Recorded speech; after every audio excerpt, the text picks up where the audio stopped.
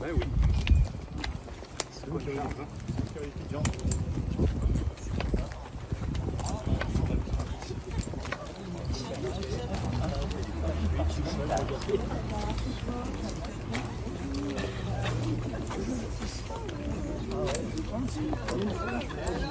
La commémoration du génocide arménien. Nous accueillons Madame Margot Sian, ministre des Affaires étrangères de la République d'Arménie occidentale, pour une allocution.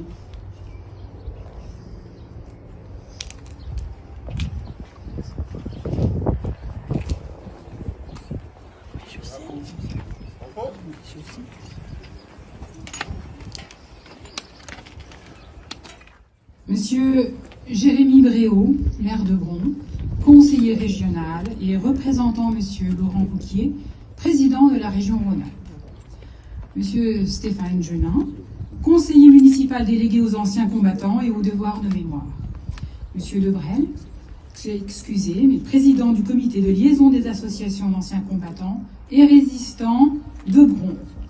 Monsieur Sabounkou Freddy, coprésident du Centre national de la mémoire arménienne.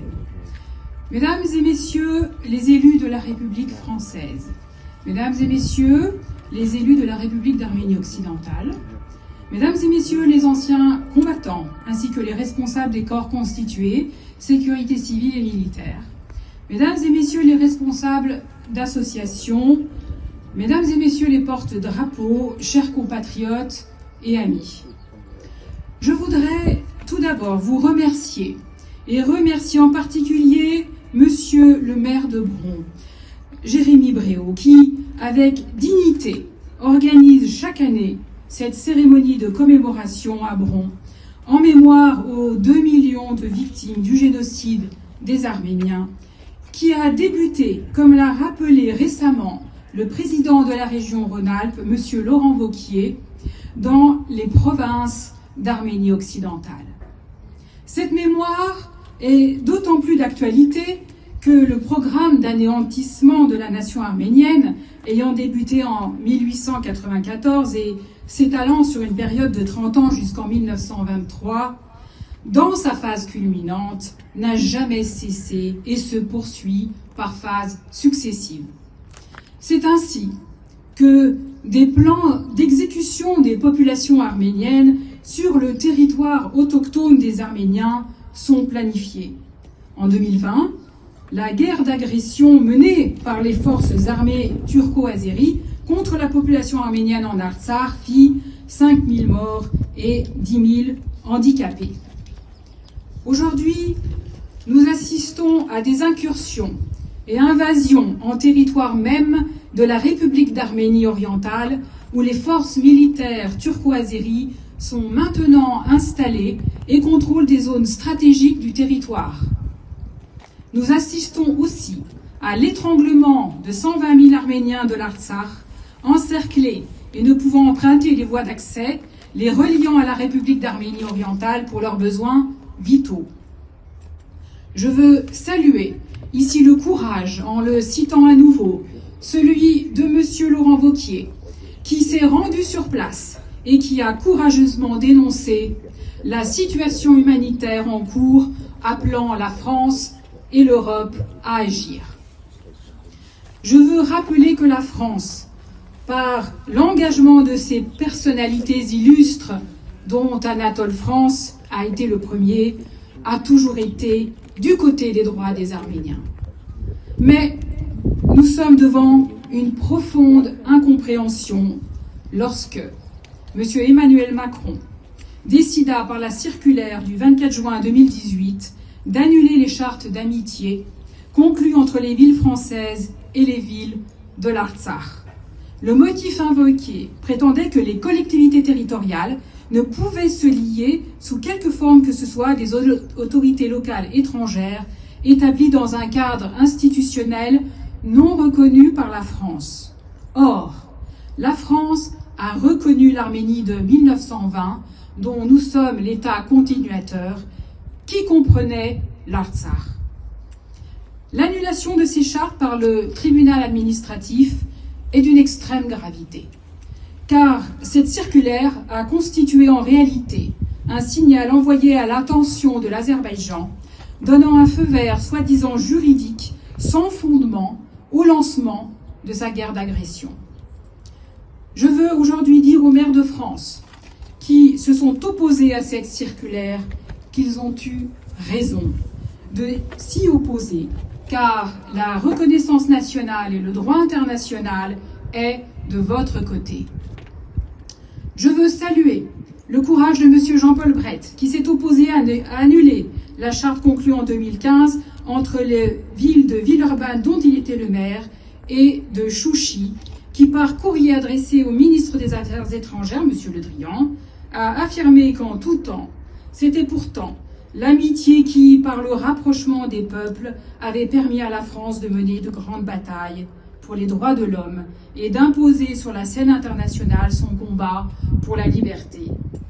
Et que l'injonction faite aux maires ainsi qu'à leurs conseils municipaux et la saisine des tribunaux rompaient avec une tradition de subtils équilibres.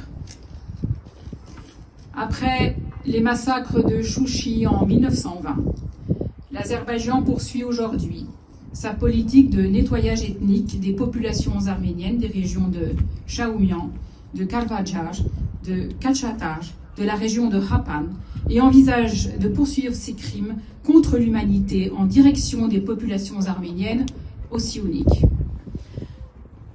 La barbarie de ces forces criminelles est maintenant une réalité aux portes de l'Europe. Le rempart de Chouchi a cédé. Une réalité par le fait même que le génocide des Arméniens a non seulement fait l'objet d'aucune réparation, mais aussi du fait même que les entités criminelles que sont la Turquie et l'Azerbaïdjan n'ont jamais été amenées à être inquiétées. Car, ne l'oublions pas, un génocide non réparé se poursuit dans le temps. Les restes de l'épée.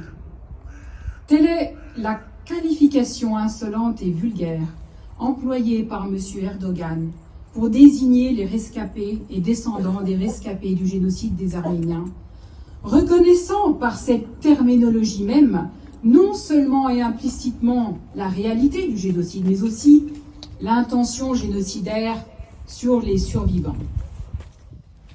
Madame la ministre des Affaires étrangères de la République d'Arménie occidentale, ma très chère Lydia Margossian, Madame la lieutenant de police, Monsieur Freddy Soumboku, co-président du Centre de la mémoire arménienne, Mesdames et Messieurs les présidents d'associations du devoir de mémoire, Mesdames et Messieurs les représentants des autorités civiles et militaires, Mesdames et Messieurs les élus, Monsieur le délégué du préfet, Mesdames et Messieurs, chers élus du Conseil municipal des enfants. Ce jour, aujourd'hui, le 24 avril, marque la sinistre commémoration du premier génocide sérieusement documenté de l'histoire contemporaine.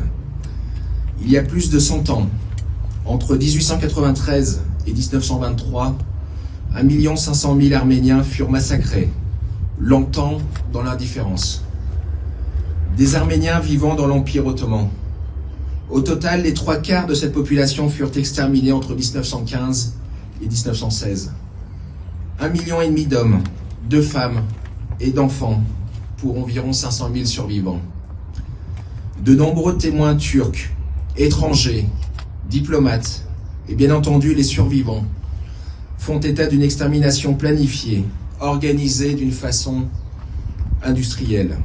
Les marches de la mort, les famines, les camps de concentration, les exécutions de masse seront les funestes modèles copiés par les SS lors de la Shoah quelques années plus tard. Quand on parle de centaines de milliers de victimes, les mots sont clairement insuffisants. Ils ne reflètent pas de réalité concrète. Alors, il faut se souvenir qu'à Constantinople, 20% de la population était chrétienne au début du XXe siècle. 20%. Retenez tous ce pourcentage. À l'issue du génocide arménien, puis au massacre des Assyriens et des Grecs pontiques, la proportion de non-musulmans en Turquie passe à moins de 1%. 1% chiffre toujours d'actualité. il s'agit bien d'un génocide. Des Arméniens dans un premier temps, et ensuite dans un deuxième temps des chrétiens qui avaient leurs racines dans cette région, qui avaient bâti une civilisation entière et dont on trouve encore et toujours quelques reliques. Ce fut une épuration ethnique et religieuse menée à une époque où ces mots n'existaient pas encore et qui se vérifient simplement dans les chiffres, dans les documents, dans les innombrables témoignages recueillis. Sauf que ce génocide, reconnu par la communauté internationale, ne l'est pas par les descendants de ses auteurs. La Turquie le nie toujours, incapable d'expliquer où sont passés ces 20% de la population en quelques années, refusant de se pencher sur son passé historique, niant qu'il s'est déroulé quelque chose de terrible sur son sol il y a plus de 100 ans. Une nation toujours sourde et aveugle. Ce négationnisme est insupportable et doit être combattu au quotidien.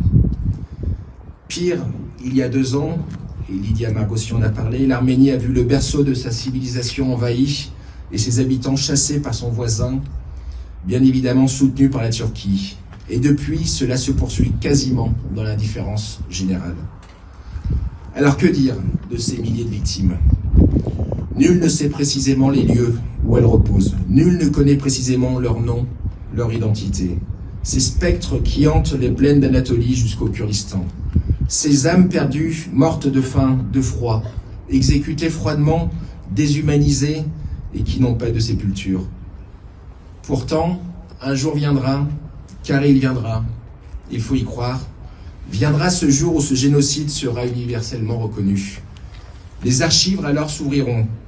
Alors commencera le travail des historiens, le travail du deuil. Des monuments seront bâtis pour rappeler l'histoire et rendre hommage à toutes ces victimes sur leur terre, là où ils sont nés, là où ils furent exterminés. Alors, les hurlements que l'on attend dans les plaines se transformeront en complaintes, mais en attendant ce jour qui sera béni, nous continuerons à nous rassembler l'année prochaine, puis celle d'après, la suivante, et encore, pour entretenir le souvenir de ces hommes, de ces femmes, de ces enfants exterminés, simplement parce qu'ils étaient arméniens. Et cette musique, ces chants tels que les lamentations de Ararat en fond sonore, qui expriment la douleur de tout un peuple, entre violoncelle et tudouk. Aujourd'hui, nombreux sont les Arméniens vivant en France, descendants de survivants de ce génocide. Ils vivent parmi nous, sont souvent les fers de lance de notre communauté nationale et se sentent aussi français que nous. Alors oui, les victimes ne seront sans doute jamais toutes identifiées, mais leurs descendants doivent savoir que dans leur nouvelle patrie, la France, elles sont honorées. Je le disais l'année dernière, c'est parce que vous êtes devenus si facilement des nôtres que votre mémoire est devenue au fil des ans celle de tous les Français et que nous nous sentons ce jour de commémoration en total accord avec cette exigence de vérité et de reconnaissance. Ketse Ayastan, Ketse Ayut Tune, vive l'Arménie, vive la République et vive la France.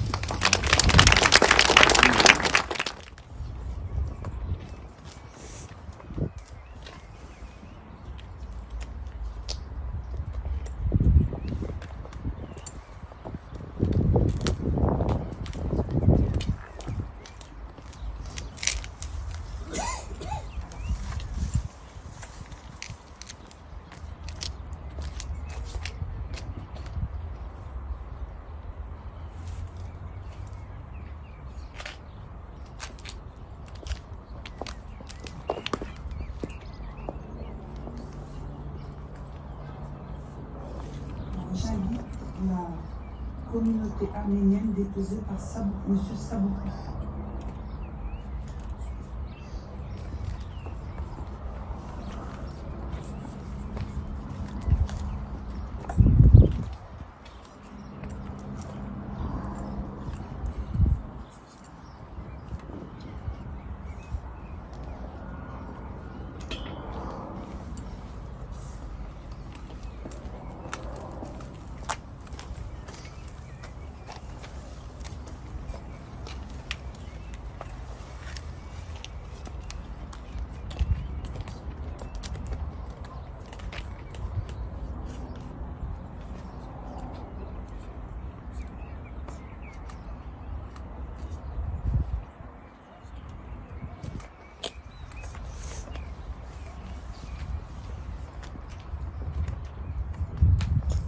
Monsieur Bréau, conseiller régional délégué.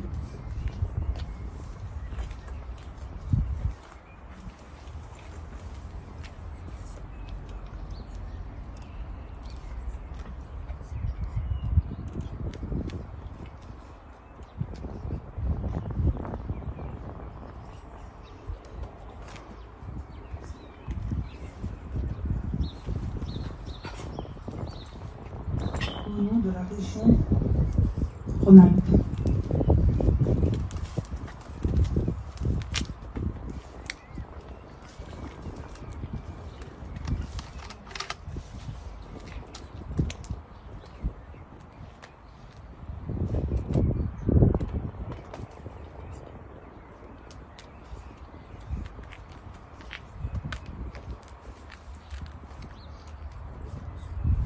J'invite Madame Charest, députée suppléante.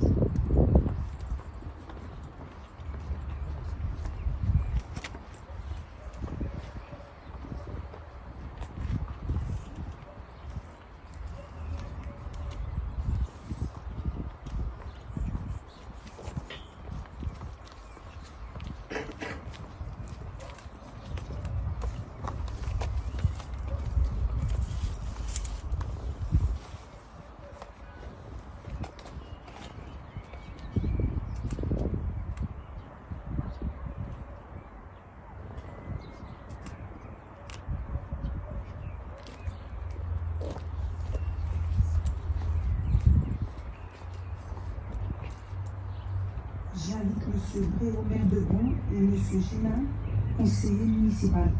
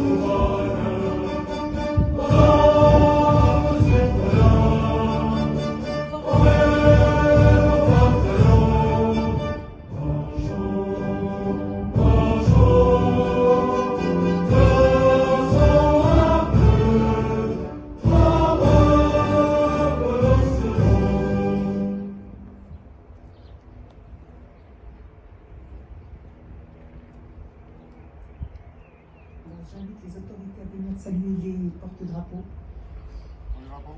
Drapeau.